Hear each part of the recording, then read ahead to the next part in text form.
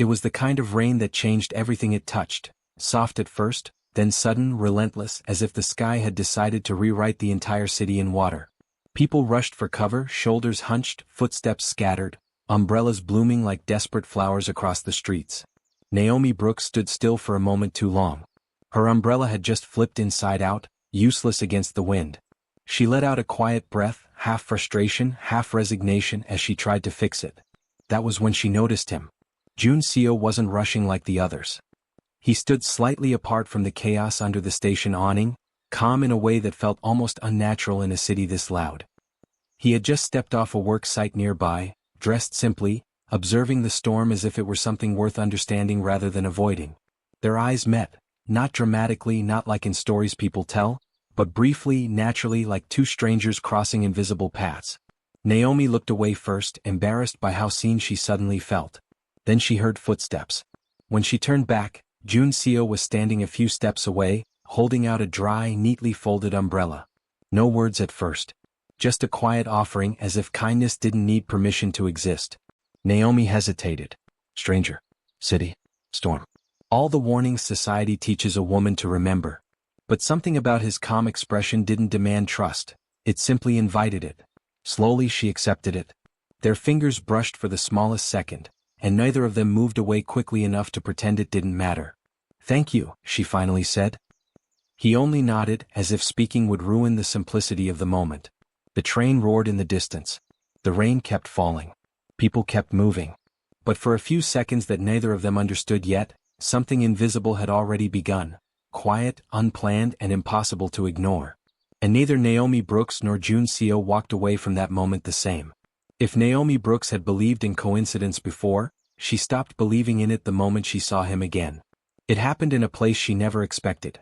An international design conference held in a glass-walled building that looked too polished for real life. She was there as a cultural consultant, guiding conversations between global creatives, making sure ideas didn't get lost in translation. She was mid-conversation when she felt it, that quiet awareness, like someone had stepped into the edge of her thoughts. And then she saw him. Joon stood across the hall, speaking with a group of architects. This time he looked more composed, more defined by his world. Clean lines in his posture. Focus in his eyes. He wasn't just a stranger anymore, he belonged somewhere, had a name in rooms like this. Naomi told herself to look away. She didn't. As if sensing her gaze, Joon turned. For a moment, the noise of the conference dulled. Not because the room changed, but because something between them did. He excused himself from the conversation and walked over with the same calm certainty he had in the rain. Naomi started, then stopped, surprised she even remembered how to speak. A faint trace of recognition softened his expression. Subway. It wasn't a question.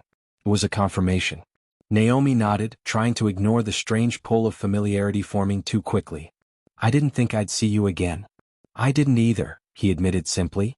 That honesty unsettled her more than charm would have. They spoke briefly, names, professions, the smallest fragments of their worlds. Naomi learned he was part of a global architecture collaboration project. Joon learned she worked in cultural communication, helping ideas travel without losing meaning. Nothing about the conversation was extraordinary on the surface. And yet, when he listened, Naomi felt unusually understood. Not analyzed. Not judged. Just received. Before leaving, Joon paused slightly as if considering something unspoken. Then he said, "It is good to see you again, Naomi Brooks." Hearing her name in his voice felt oddly personal, like it belonged somewhere it had never been said before. He left as quietly as he arrived. But Naomi stood there longer than she needed to, realizing something unsettling. She had just met a man twice. And both times, her life had shifted without permission. And somewhere across the room, Joon was already aware of the same truth. Naomi Brooks didn't realize how easily someone could become part of her routine until Joon started appearing in moments that weren't planned. It began with work. Their projects overlapped unexpectedly when the conference organizers assigned them to the same cross-cultural design initiative. On paper, it was efficiency. In reality, it was something far more dangerous: time. Time meant conversation. Conversation meant familiarity. And familiarity, Naomi was learning, could quietly undo even the strongest boundaries. At first, Joon remained exactly as he had always been, measured, calm, almost reserved to the point of mystery. He spoke little, but when he did, his words carried weight. He didn't fill silence, he respected it. Naomi, on the other hand, filled silence out of habit. She explained, clarified, softened meaning with warmth. Yet somehow with him she found herself pausing more often than speaking. And he noticed. One evening, after hours of reviewing project designs, Naomi leaned back in her chair, exhausted. The room was quiet except for the soft hum of the city outside the glass windows. She rubbed her temples without thinking, trying to shake off the tension building behind her eyes. Joon didn't ask questions. He simply stood up, walked over, and without hesitation, placed a gentle, steady hand on her shoulder.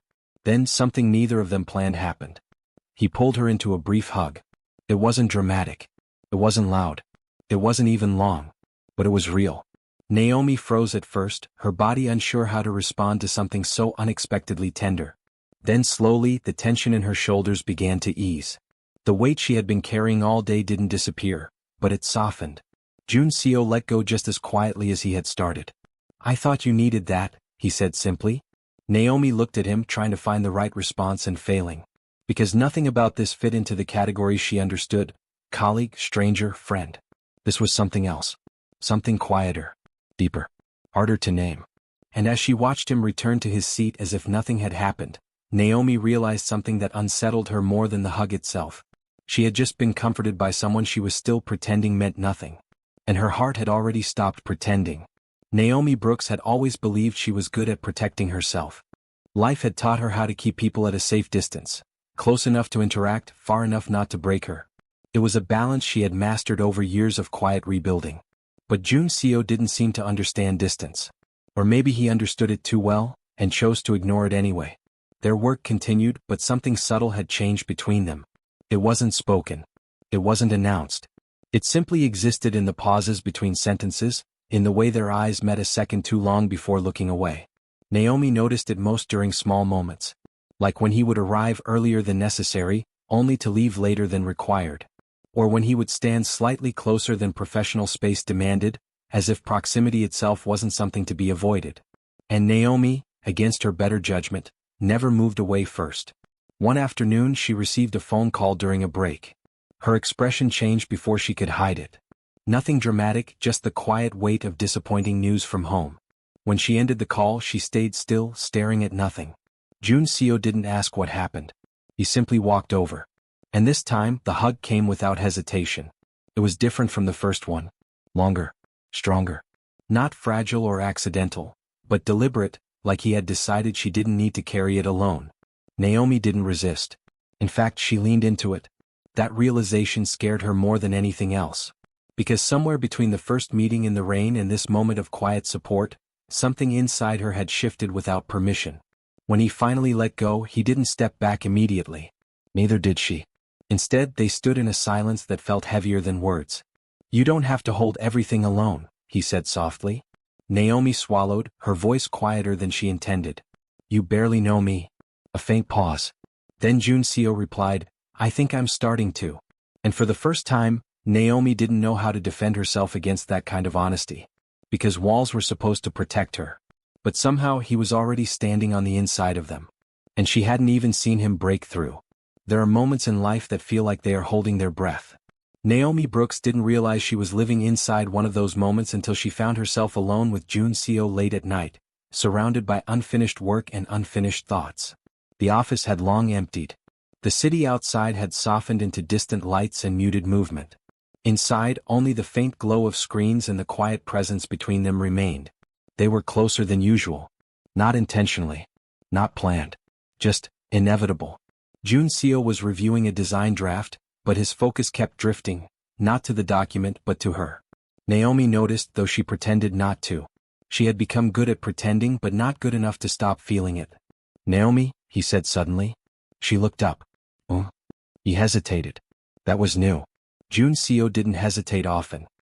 He set the papers down slowly, as if arranging his thoughts the same way he arranged buildings, carefully, deliberately, structurally. "I've been thinking," he began. Naomi's heart shifted slightly, though she didn't understand why. He stopped again. Looked at her. Really looked at her. The silence stretched. Naomi could feel something approaching. A truth, a crossing, a change in direction she wouldn't be able to undo once it arrived. But then Joon exhaled softly. and stepped back from it. "I think you make this project easier," he said instead. The words were safe, controlled, professional. But they didn't match his eyes. Naomi felt something strange in her chest. Not disappointment exactly, but recognition of what had almost happened. "You hesitated," she said quietly. A faint flicker crossed his expression. "I did." "Why?" He didn't answer immediately. Instead, he walked a little closer, not enough to be overwhelming, but enough that Naomi became very aware of him again. "I don't want to say something that changes everything," he admitted. Naomi held his gaze. "Everything already feels changed." That was the truth neither of them had been willing to name. Joon Seo's voice lowered slightly. "And if I said what I was thinking, would you run?" Naomi's breath caught. For a second she imagined it, the confession sitting between them like an open door. Then she realized something even more frightening. She wasn't sure she would run. So instead of answering, she said the only thing she could manage. "Maybe I'm already standing too close to run." The air between them shifted. Joon Seo didn't move forward. But he didn't move away either. Instead, he simply lifted his arms and pulled her into a quiet, restrained hug, different from before. Not accidental. Not comforting. Something else. Something careful. Something that almost said everything without saying it at all. And in that silence, Naomi understood. Some confessions don't come in words. Some come in the way someone holds you when they are afraid to lose you. Naomi Brooks first noticed the change in Joon Seo not through words, but through absence. It started subtly. A delayed reply. A missed meeting that was rescheduled without urgency. A presence that used to feel steady now became unpredictable, like a rhythm slowly breaking apart. At first she told herself it was work. People got busy. Projects expanded. Priorities shifted. But deep down she knew better. Something had changed the moment they stopped pretending nothing was there. Joon Seo received an offer to join a major international design collaboration overseas. It was the kind of opportunity architects built their entire careers toward. When he told her, he didn't frame it as a decision yet, just information. But Naomi heard what he didn't say. That this could mean leaving. And suddenly, everything between them felt suspended in air, waiting to fall. They stood together that evening outside the building, the city moving around them as usual, indifferent to the quiet tension between two people trying not to name what they had become. "You should take it," Naomi said finally, forcing calm into her voice. Joon Seo looked at her for a long moment. "I haven't decided," he replied. "You don't need to stay because of this," she added quickly before she could stop herself. His expression shifted slightly. "Because of what?" Naomi hesitated. "Because of me." The words stayed inside her throat. Instead she looked away. "You know what I mean." A long silence followed. Then Joon Seo stepped closer, not enough to close the distance entirely, but enough that she felt the weight of him again. "I don't know what this is," he admitted quietly. Naomi's voice softened. "Neither do I." Another pause. Then he said something that lingered longer than anything before it. "But I know I notice when you're not there." Naomi's breath caught. For the first time she realized distance wasn't just physical. It was emotional withdrawal from something neither of them had fully claimed. Over the next days he grew quieter. Not cold, never cold but contained. Naomi responded the same way, though it cost her more than she admitted. Messages became shorter. Meetings became formal again. And yet, the memory of everything unspoken lingered between them like a third presence neither could escape. One night, Naomi found herself standing outside the office long after everyone had left, hoping, without admitting it, that he might still be there. He wasn't. And for the first time she understood something painful and undeniable. It wasn't just that he might leave. It was that she was already feeling what life would be like if he did. And that terrified her more than anything he had ever said. Naomi Brooks didn't hear him arrive. She felt it. That strange shift in the air, like something long missing had quietly stepped back into place. It was late afternoon when she turned from her desk and saw Joon Seo standing near the entrance of the project office. He wasn't announced. He wasn't expected. There was no warning, no preparation. Just him. So, present, real. For a moment, Naomi forgot how to react. He looked the same but not entirely. There was something in his eyes now, something heavier than before. Like distance had taught him things he hadn't known he needed to learn. Their eyes met. And neither of them looked away. Joon Seo walked toward her slowly, not rushed, not uncertain, but intentional. Every step closed a space that had felt too large for too long. Naomi stood up without realizing it. When he stopped in front of her, there was no conversation at first. None was needed. Everything they had avoided, everything they had delayed, everything they had tried not to feel, it all existed in that silence. Finally he spoke. "I came back earlier," he said simply. Naomi blinked. "Why?" A faint pause. Then honesty. "Because I couldn't stay away any longer." The words landed softly, but completely. Naomi felt something inside her loosen and tighten at the same time. Relief and fear tangled together in a way she didn't know how to separate. She tried to steady her voice. "You didn't have to come back because of me." Joon looked at her then, really looked at her like he was no longer trying to hide anything behind professionalism or distance. "It wasn't because of you," he said quietly. Pause. Then he added, "It was because I realized I don't feel like myself when you're not near me." That truth sat between them like something fragile and undeniable. Naomi's breath caught.